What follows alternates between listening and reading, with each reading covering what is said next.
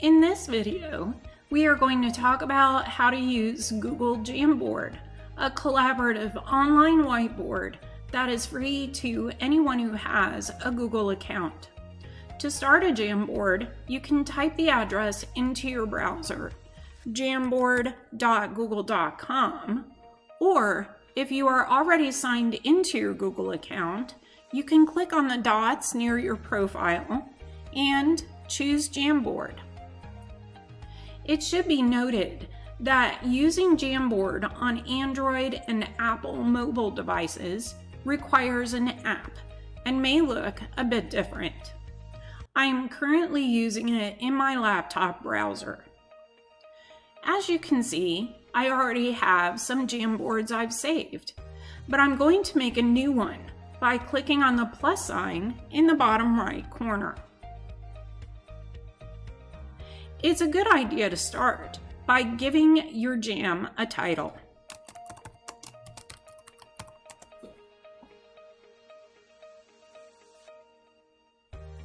You can use blank jams, and there are some background options.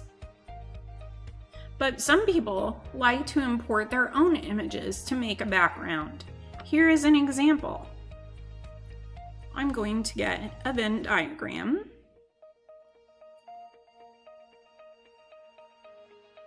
Once my image is added, I will need to do a little manipulation to get it to be the size of the frame. Jamboard allows up to 20 different frames for a jam.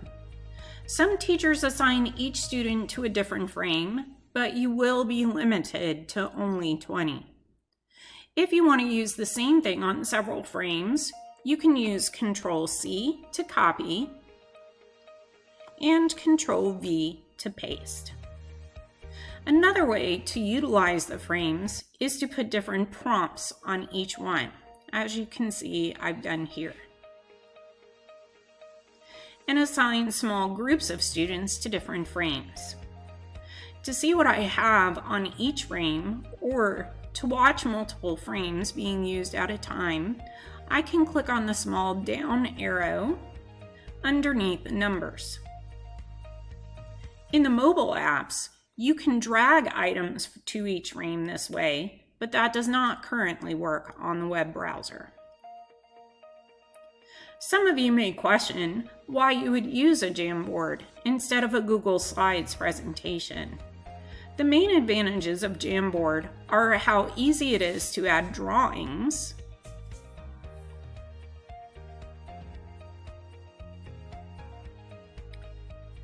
and sticky notes.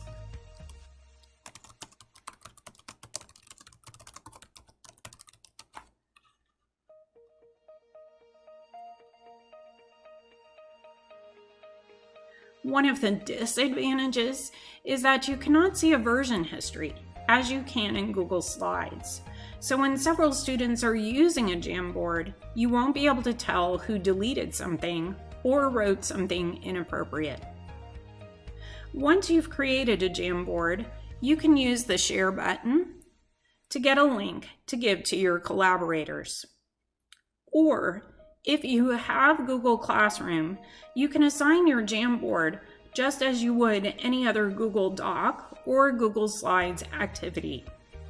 To avoid too many collaborators on one board, you can assign certain students to complete different frames. Or, use the option in Google Classroom to only assign each Jamboard to particular students. Like all Google files, Jamboards automatically save to your drive.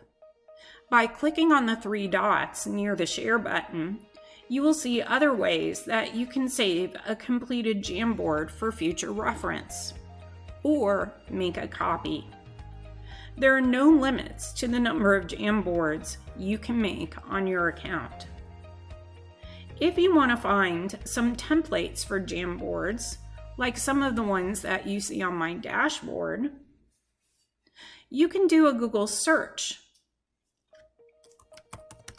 for Jamboard Templates. When you find one that you like, that's been shared, you can copy it.